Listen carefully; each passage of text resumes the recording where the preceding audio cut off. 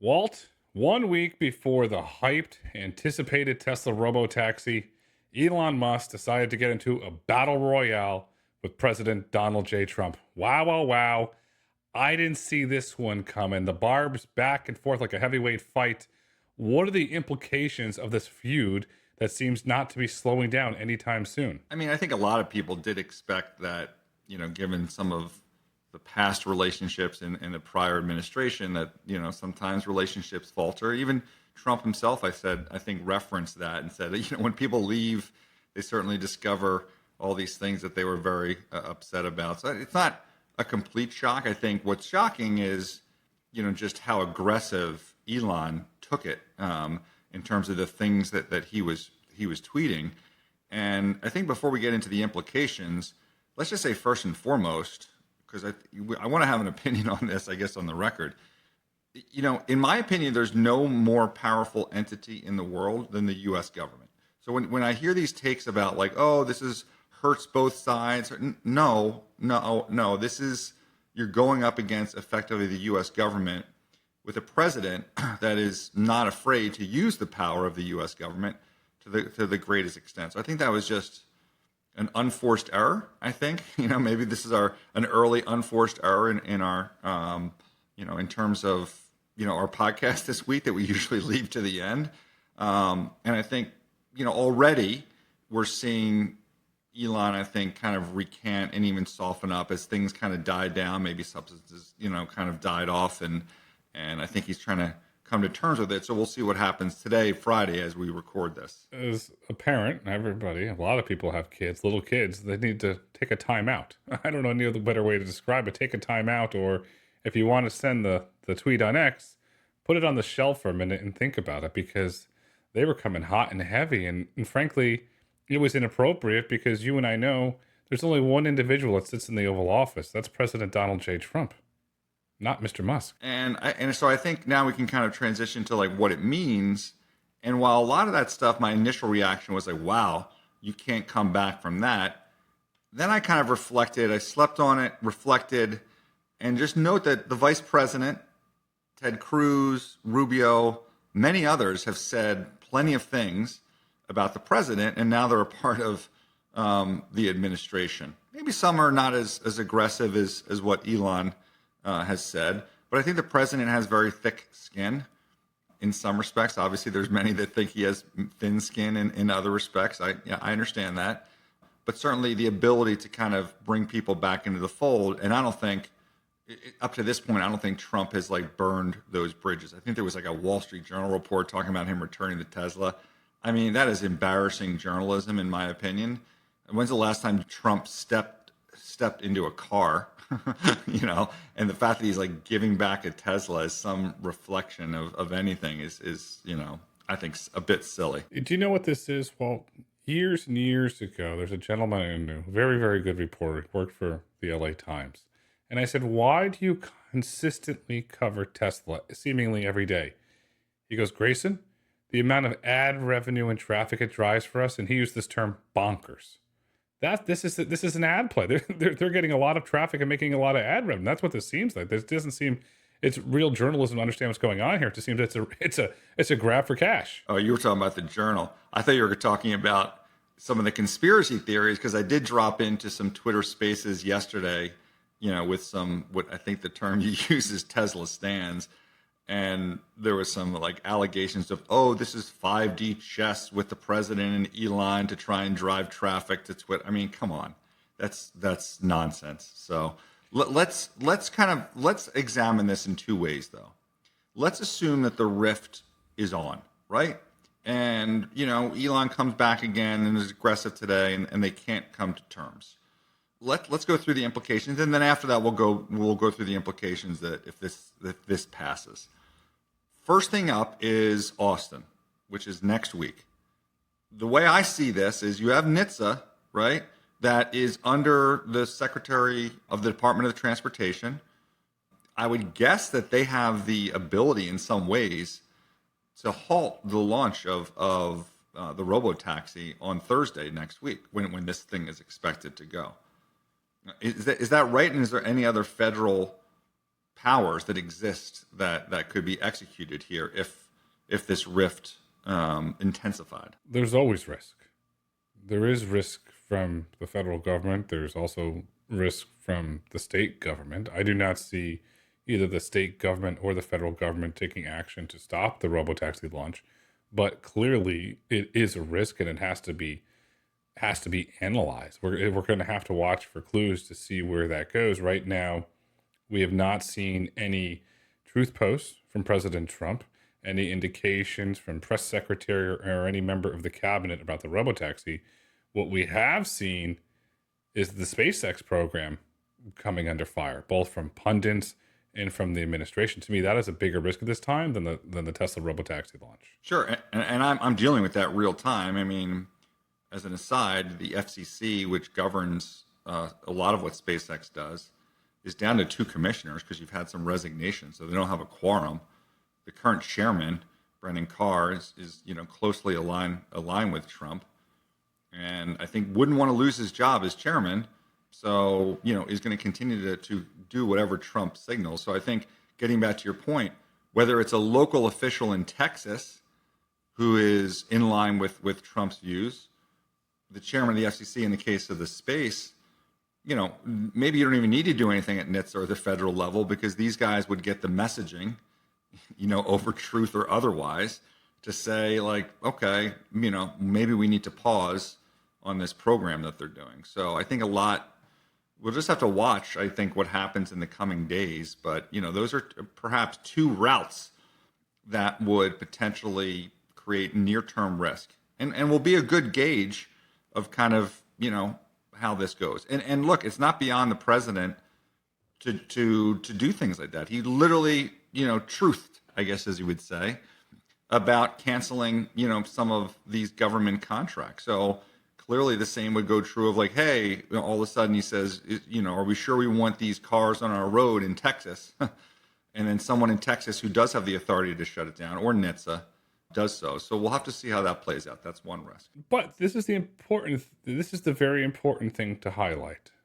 Well, let's expand the risk pool here. You're a great analyst, and I want to expand the risk pool here with you. If the federal government, President Trump, took an action to shut down robotaxi, it is going to infect the entire autonomy economy, especially have a really negative impact on Waymo, because on the risk profile, Waymo goes up.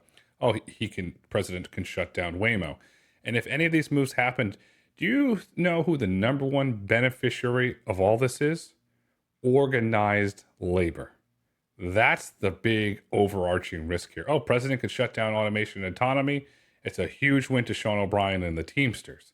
That's the big overarching risk here. I mean, you just highlighted an increased risk then, because if you're Sean O'Brien, you're looking at this, you're licking your chops as an opportunity to step in and be like, hey, I'm your buddy. I'm not making nasty tweets about you. Maybe you should be looking at what's going on in Austin, or have a second thought about, the progress that we all hope happens in terms of the national framework. Yeah, so it does have broader implications, for autonomy in general.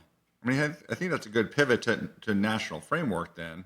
If labor's fanning the flame, this is an opportunity for others perhaps to step up in the autonomy industry across the board. So if you're at this kind of critical junction, you need Waymo and even the smaller players to whether it's trucking or otherwise, to really step up and emphasize the importance of the national framework. The industry has to come together, has to talk about the economic benefits. That's one of the main reasons why I founded the Council for Economic Resilience, to talk about these benefits and amplify these benefits. And the industry also needs to, I'll say it, cozy up to the Trump White House and understand that the Trump White House understands the positive job implications that will come with autonomy, because O'Brien's dialing into that White House saying it's a job killer, job killer.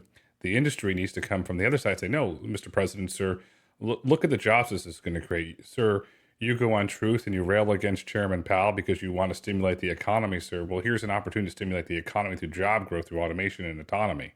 That's a winning message, and that's a message that has to be delivered. Grayson, the crux or the origination of this fight is this big, beautiful bill. So I'm wondering, does Elon have enough clout to even have an impact on the bill? Can it even pass? And, is there anything in that bill that, has an impact on our industry? Walt, it is indeed a big bill, and it's called a big, beautiful bill for a reason. In fact, Walt, it is 1,116 pages long. I repeat, 1,116 pages long. So it's a very big bill. In that bill, there was some very distinct language as it relates to autonomous vehicles. And it's very important for our audience that I read this here word for word. No, not 1,000 pages, but I'm going to read this word for word. Here we go. In quote, in general, except as provided in paragraph 2, no state or political subdivision therewith may enforce during the 10-year period beginning on the date of the enactment of this act any law or regulation of that state or a political subdivision, therefore limiting, restricting, or otherwise regulating artificial intelligence models, artificial intelligence systems, or automated decision systems entered into interstate commerce, end quote. All right. Hold on. My brain just shut off. It just got confused. What do all of those legal DC terms actually mean, Grayson? Because that was just a bunch of, as you would say, gobbledygook, or what do you say? Dippity-doo? Bippity-boop? Goobity-gobbity. How's that? Translate that for us. Translate that for us, Grayson, please. In a nutshell, it's preemption, which no state, county, city, municipality can enforce any autonomous vehicle laws. Vehicles will be free to scale, operate, go over state lines, charge for paid rides. It is the basis to get us to a national autonomous vehicle framework. California's current regulatory environment goes away. I mean, that's an amazing thing, right? Because we think about all these other ways of things having to go, other methods that we have thought about. And here it is, I don't want to say snuck in, but it's section 43201. So it's in the big, beautiful bill, this opportunity for something that really achieves in many ways what we'd like to have have accomplished to enable, whether it's, Elon or trucking companies or whoever, to operate in these very restrictive states. Yes. It's a very positive step forward. The likelihood of it getting through, probably less than 10 to 15% because of the bird rule in the Senate. But the fact that that language is in there, very interesting. Obviously, I don't know who put it in there. I'm not going to speculate on who put it in there. It was obviously put towards artificial intelligence companies, but there is clear language in there for autonomous vehicles. And I spoke to 3 lawyers today and got confirmation on that if this does become law, AVs can scale. So very, very interesting point to highlight that has not been picked up necessarily yet. I mean, and everyone certainly identifies autonomy as the physical representation of artificial intelligence. So when you think about automated decision systems, or however you want to word it, that certainly has been well documented as being classified into autonomy. So yeah, I mean, this is why, again, getting back to why we're even doing this podcast, autonomy being an expression of AI, the thing that's really going to change our economy. Of course, it's going to get, the attention on Capitol Hill, in various ways. So now, what is it about the bird rule that will strip this out? Can you refresh us on that? The bird rule is a Senate rule that requires reconciliation packages to focus on budgetary issues like federal spending, revenues, and the debt limit. This is not that. So that is the bird rule in a summary. Technicality in the Senate. So don't really necessarily see it happening unless politicians are politicians and they could find a technicality to keep that language in the bill. Unsure at this point. So let's shift now to some listener feedback. We've been profiling Tesla's upcoming launch. Clearly, it's a major item for autonomy. I think we've been relatively balanced there, but everyone's going to hear what they're going to hear. But we were asked to discuss what would happen if, in fact, there was a crash and what the fallout would be for Tesla. And the question was posed in a variety of ways. So I'm going to go through them one by one, Grayson, and we'll go back and forth on this. First of all, how would consumers respond? So, well, actually, before we even start with that, let's define what a crash means. Like, what is a material crash in the context of this question? Is it something fatal? Is it significant? Like, what was the crash? Can you refresh our memories on the crash that basically did Cruise in? Where we all know that what did Cruise in was more about the response than the crash, but you know, let's provide some color or context for what we mean by a crash here. In relation to the Cruise crash, and this is in police reports, this is in a NHTSA filing. The Cruise vehicle hit an individual and dragged them. The vehicle did not stop after it hit the individual. That was the key thing. And I want to emphasize the drag part. The vehicle did not stop. The same thing happened a few weeks ago. The Zoox vehicle hit an individual on an electrified scooter, did not stop either. We don't know where that's going. Did not drag the person, but the vehicle did not stop. The big crutch of this is the vehicle not stopping after it makes contact with a human. That is the big issue. I mean, that doesn't seem like a remote use case to program your car to say when you hit an object that appears to be a human to stop. So I'm not sure why that this is some edge case that shouldn't be solved for, but I digress. In the incident for Cruise, did the person that was hit by the car and dragged, did they pass away? No, they survived. And GM paid a settlement, but that individual did survive, and it was not life-threatening injuries either. And do you think that had Cruise or GM been more open and transparent in that process, that they would still be, or it would not have been as devastating, to that company? Because the fact that Cruise is not around today, frankly, I think has a lot more to do with the CEO and their unwillingness to move forward on the test that they had before. I think that's a completely different issue. But in the case with this accident, wasn't it more about Cruise's response than the accident itself? In my opinion, it was about the lack of transparency, getting, if you want to use the term, cutesy with the editing of the video and not being fully transparent, disclosing everything what happens. If you go back to Nixon and Watergate, it's the cover-up. And I believe that's the cover-up is what eventually did them in, because it gave GM an excuse to pull out of a company and an investment that they were seemingly getting lukewarm on. So let's assume that for the case of Tesla, for the purposes of this debate or discussion, no one dies, but it's something that's kind of shocking. Like, how could a car not stop after hitting a human? It doesn't have to be exactly that, but something in that regard. Like, why did this car suddenly dart off the side of the road and hit a tree and injure this consumer? Question number one, obviously the press is going to have a field day with that, right? Anything in autonomy, first off, and then obviously an Elon company, even more highlighted. What's the consumer reaction? Do you think people would stop taking the Robotaxi in Austin if that accident occurred in the first 6 months? No. You know why? The average American doesn't trust the media. So I don't see it having any big material impact on a consumer wanting to get in that vehicle. It's simply that the consumer does not trust the media. I kind of feel like the answer to this is it really depends on the accident. If it's the car doing something crazy in a normal scenario, then that would have an impact on the consumer. But if the issue is that they don't have that 0.99999 remote whatever edge case that the car didn't happen to actually handle perfectly, I actually think the consumer is going to use their brain and be like, all right, well, that was a one-off, and I could have easily been killed by a random drunk one-off as well.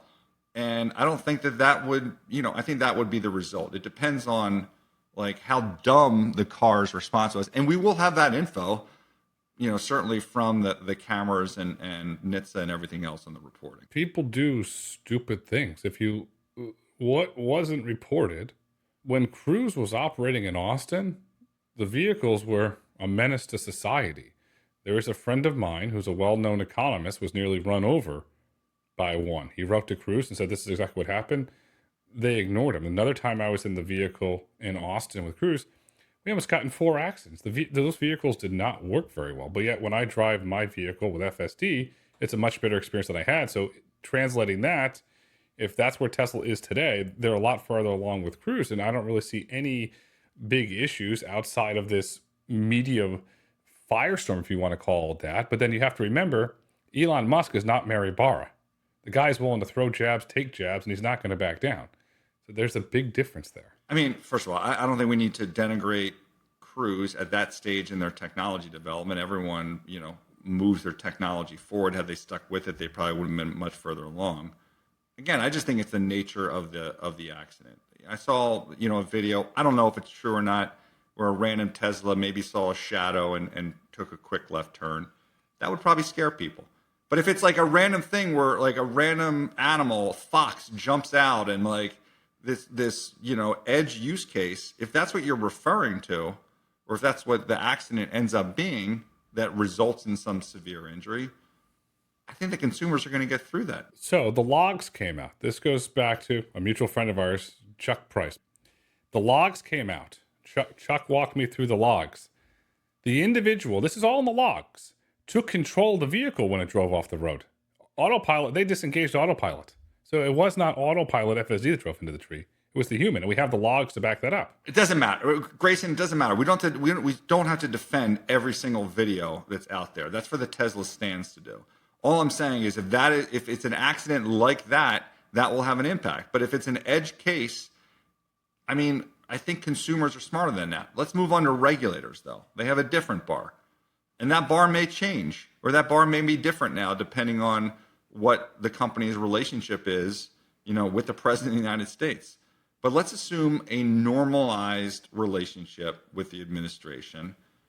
How would the regulators respond for an edge case accident that's, dramatic, but not necessarily fatal? NHTSA would open a crash investigation. Depending on the severity, it could be an NTSB investigation. Investigation would be opened.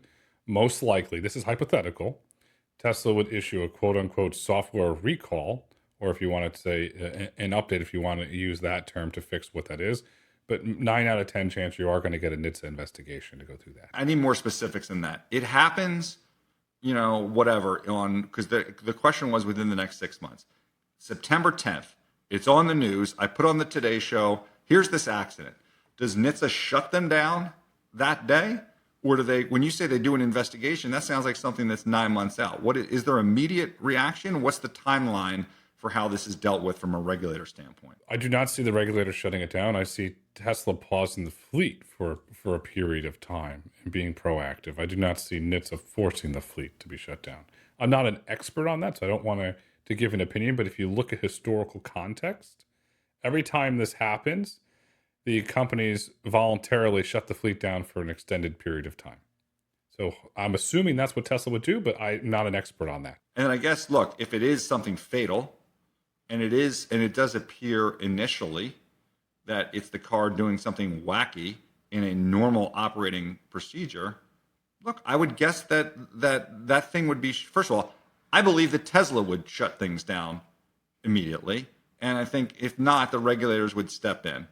But again, it really goes to the nature of the accident. And I think people that are not believers in Tesla's ability to accomplish this technology feat are imagining that it's going to be like just a normal scenario. I'm just going down the street and all of a sudden I'm going to just drive into a telephone pole.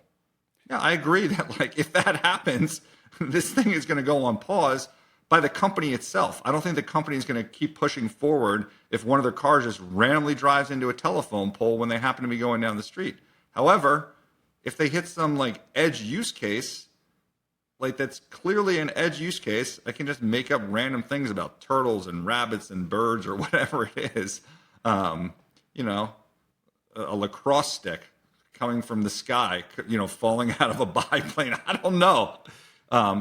It's all the context of what it is. And I think this gets back to what we discussed last week in this belief that Tesla doesn't have a culture of safety. They don't want their cars fucking driving off the road, hitting telephone poles out of the blue. No, they don't. You're right. The context matters. The context will do everything. At the end of the day, Tesla has to sell cars to make revenue to invest. And if the cars go, as you said, quote unquote, wacky, they're not going to sell any more vehicles. It's going to have a fundamental impact on their business to fund their AI and robotics ambition. And let me just restate that, again, for our longtime listeners, they know this now. So sorry for saying this for the 18th time. I own a Tesla Y, hardware 3. I don't have the latest software, 12.6. I use it every single time. I've used it in hard rain.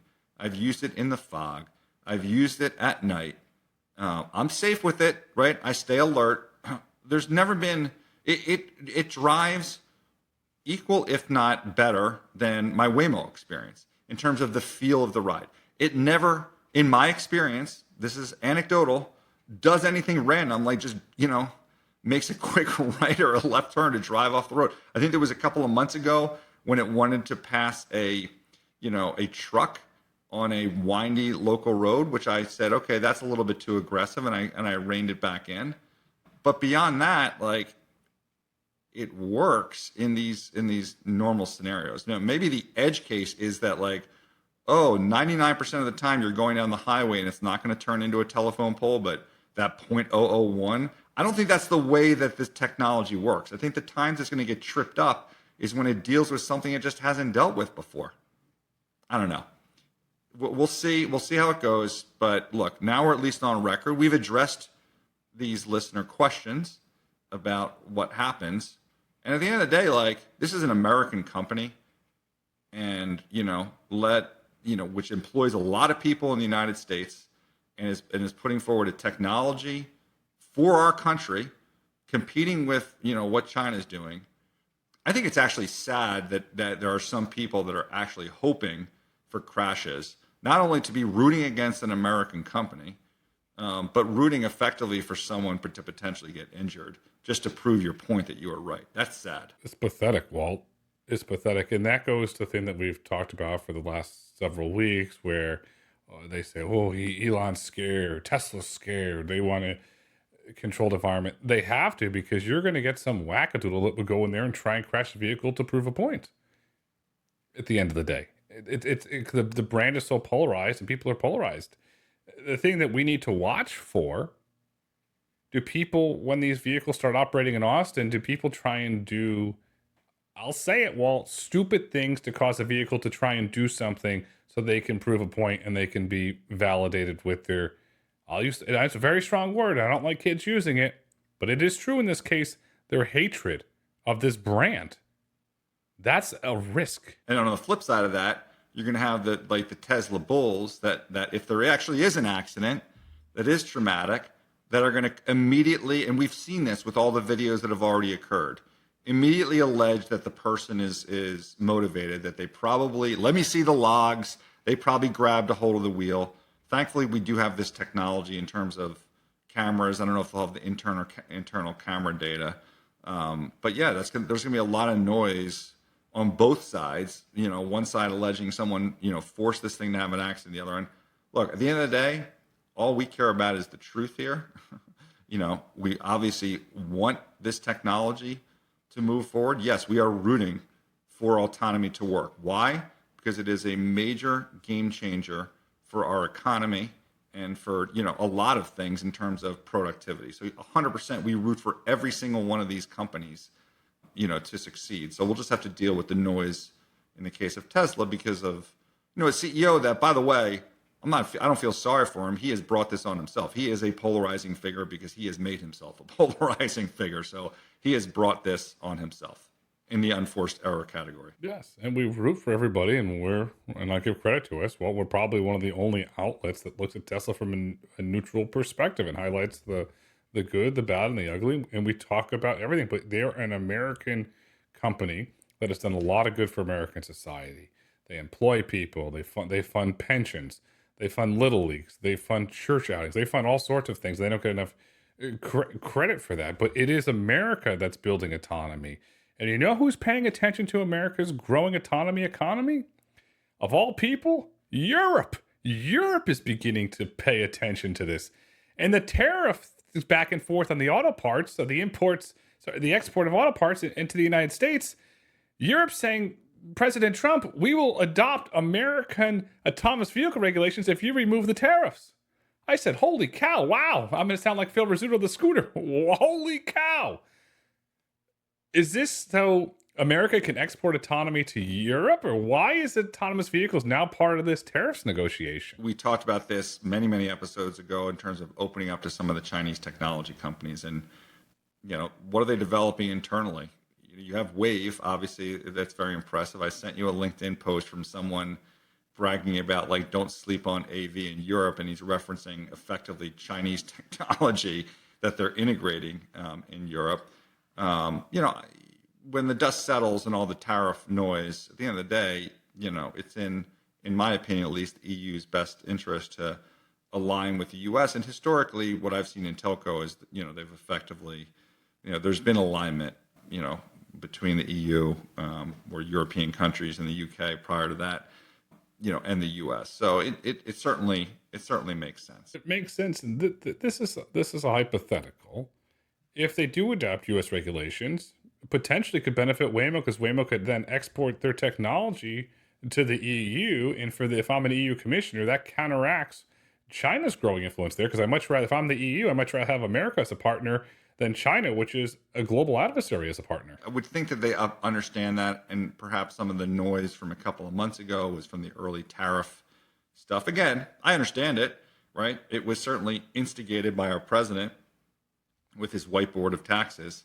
So I understand it. But I think as things hopefully settle down and normalize, this should benefit Waymo and obviously Uber, who's got operations in Europe. Again, it's a benefit to America.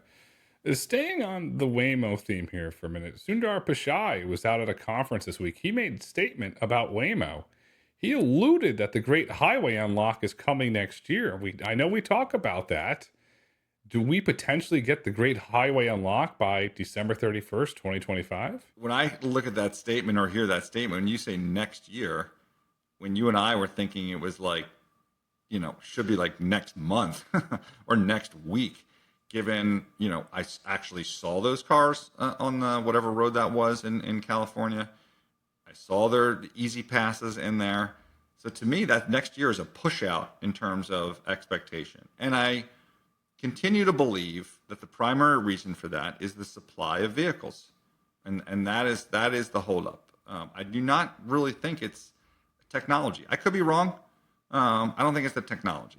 But look, Google itself, Sundar was also, I don't know when this podcast was recorded, he was on the Decoder, and when he was asked about the drop in search, which, I've referenced here in the past in terms of this relates to Waymo, right? If their core cash flow generating business is having problems, there's going to be more focus on Waymo and the decisions there. And when he was asked about this on Decoder, there was a lot of tap dance in terms of the AI's impact on what's going on in search. So, I think as time moves forward, I'm a big believer in AI. I think that puts Google at great risk. ChatGPT specifically. Perplexity, I think, has at least had some more progress more recently with Samsung.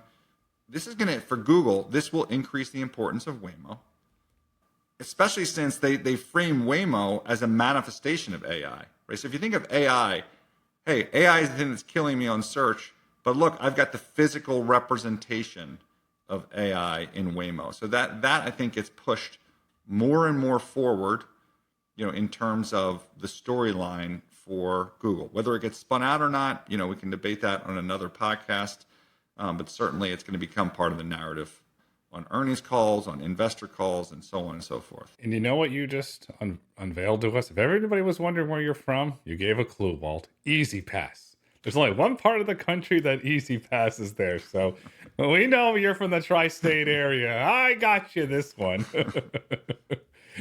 And the highway you were on in California was the 101. At that same conference, Dar made comments that Uber wants to continue to invest and support and grow the AV ecosystem. Do you think there's a potential another partner, another deal coming soon? I mean, hopefully they do something with Wave as we predicted. But yeah, I think Uber will continue to make partnerships. Dar was, when he was interviewed, he also kind of took a shot. I don't know, maybe it was at us directly or not, but talked about the press and investors. I think we kind of crossed that a bit on both sides, creating drama about their relationship with Waymo. There's no drama. And to me, that's this is what management teams say. Don't look behind that. Don't look behind that curtain. There's nothing to look at here. I had the same thing kind of with Aurora. Like, it means nothing that the driver is back in the driver's seat of the truck. Nothing. Look, I've been doing this a long time. Sorry. I will determine what I think is drama and, what is an actual risk to your business, right? And certainly investors care a great deal if Waymo is your partner 5, 10 years from now, or they're not. Because if they're not, that is an existential threat to your business. That's not drama. That's reality. And Aurora, same thing. Like the fact that there's a driver there, yeah, you better disclose if that driver ever touches that wheel. But that does actually matter, I think, for investors to understand, what's going on in the progression of that technology. Aurora's getting competition in the public markets. Kodiak's in the process of going public. And then this week it was announced Plus, through a $1.2 billion SPAC transaction, they're joining the public markets with Aurora. What are your thoughts on Plus's transaction? Well, I appreciate the segue, but I definitely don't think that Aurora cares about additional public companies. But they do care about competition. But Aurora has a very high opinion of themselves and where their technology is, and believes that they are many, many years ahead of anyone, in the market. It's been really fun to continue to dive in on trucking and understand the different models that work.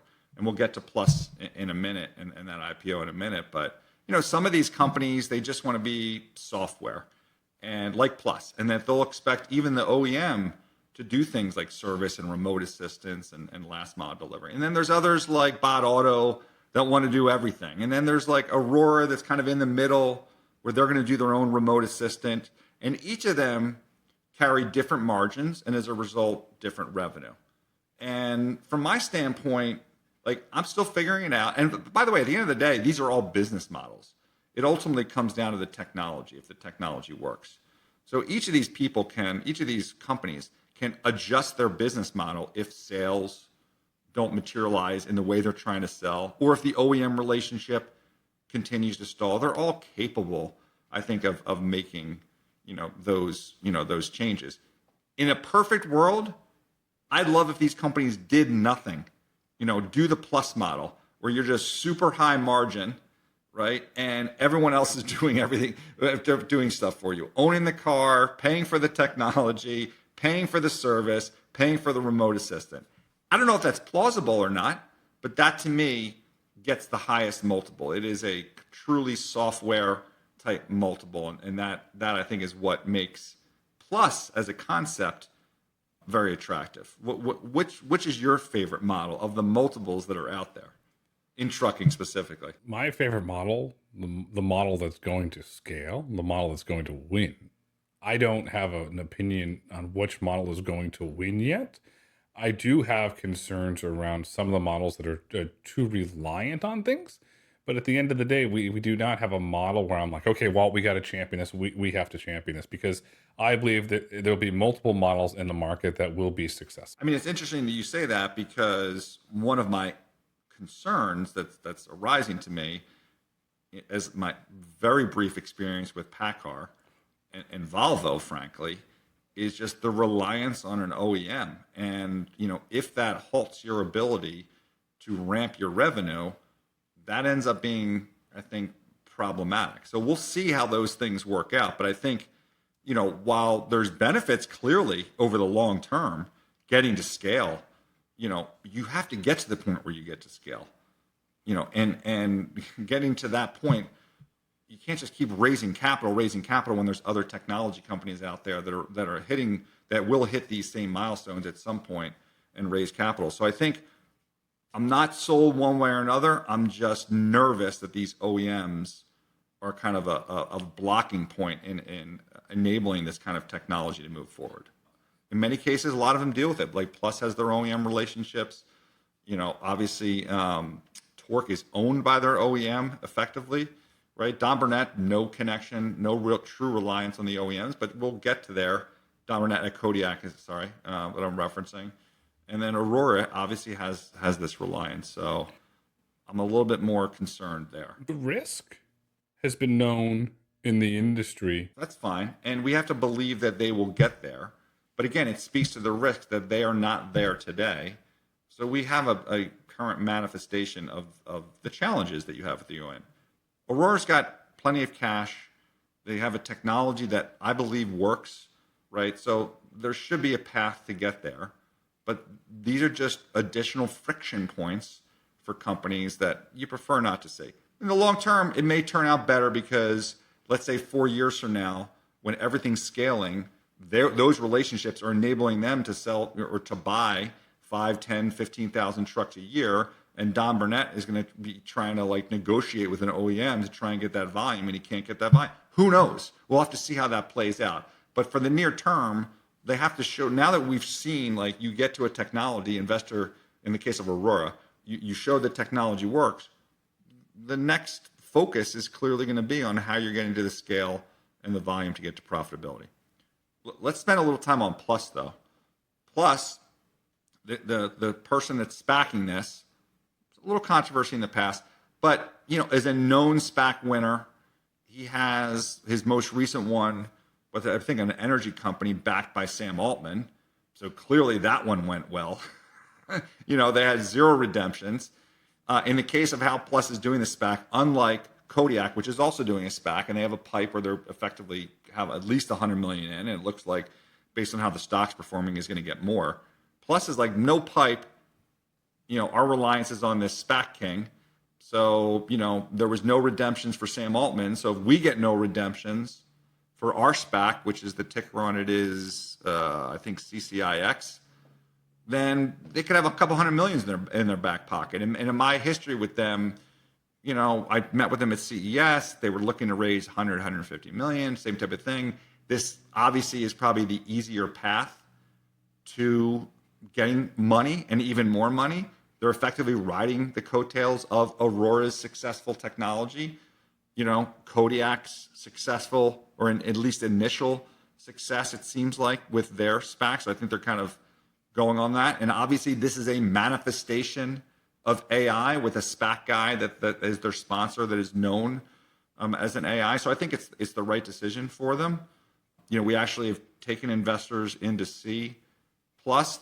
We've had people ride in their truck in California, doing test rides. So I think they're doing everything they can to queue it up appropriately. We'll just have to watch them. And for our listeners, just look at the SPAC. And as long as that thing can kind of stay above $10, you've got a pretty good shot at getting, a decent amount of cash out of this SPAC, whether it's, Kodiak, which is, I think theirs is AACT, or now Plus, which is CCIX. It's a clear indicator that there's interest in the market. Plus has the relationship with International, so 2027, those trucks will start rolling. It seems that 2027 could become the golden age for autonomous trucking, because that's when torque is going. There'll be more competition in the market. So Kodiak's in the process of going public. Plus is in the process of going public. Aurora's already public.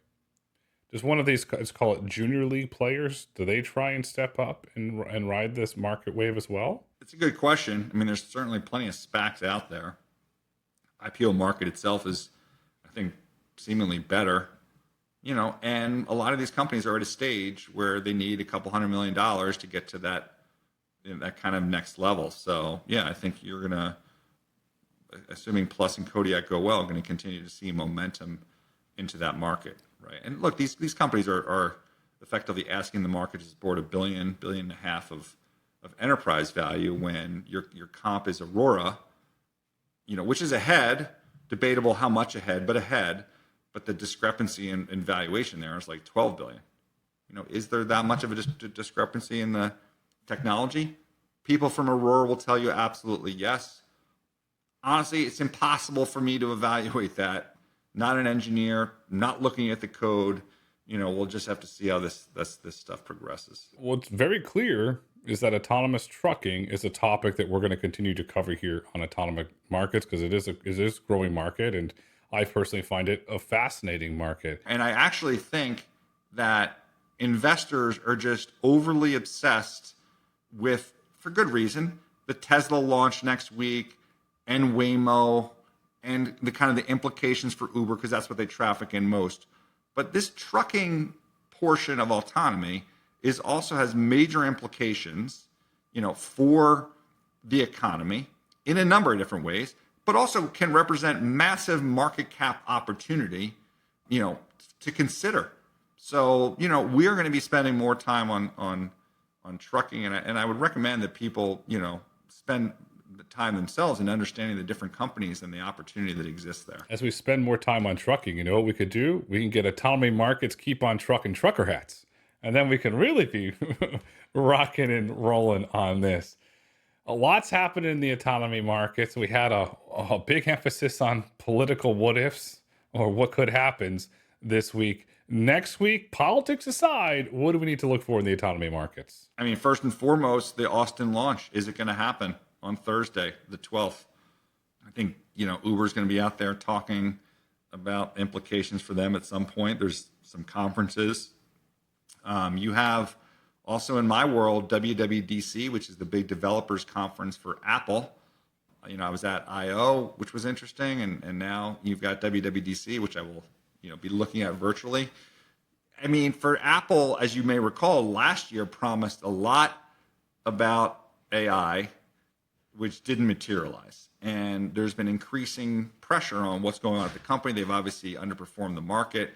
I was listening to a podcast this week, Brian Chesky of Airbnb, who's close to Johnny Ives, close to Sam Altman, introduced the two perhaps to make a competitive product, but talked about the Apple risk that exists and basically said they need a product guy, right? Cook's got to go. He didn't say that, but he's like, effectively it was implied they need a product guy. So imagine Apple gets a product focused CEO back in. Obviously not going to happen at WWDC this week. What if a product guy, would they revive the Apple car if autonomy is effectively this great manifestation of AI? Why not? It's a growing market. It's an opportunity because Apple needs a growth product at the end of the day. There's all these reports that they're going to go into glasses. So that's a possibility. We know the Vision Pro. Unfortunately, you got stuck with one, buying one. It didn't work out very well. So they need a consumer product. I've thought about this for years. If Apple does go into autonomy, their greatest advantage that nobody has outside of Tesla, the Apple stores. Those can effectively become showrooms for test rides to expose the public to that technology. And the Genius Bar can get over the hump of public trust and adoption by walking through individuals. That's an advantage. It fits right into the Apple ecosystem.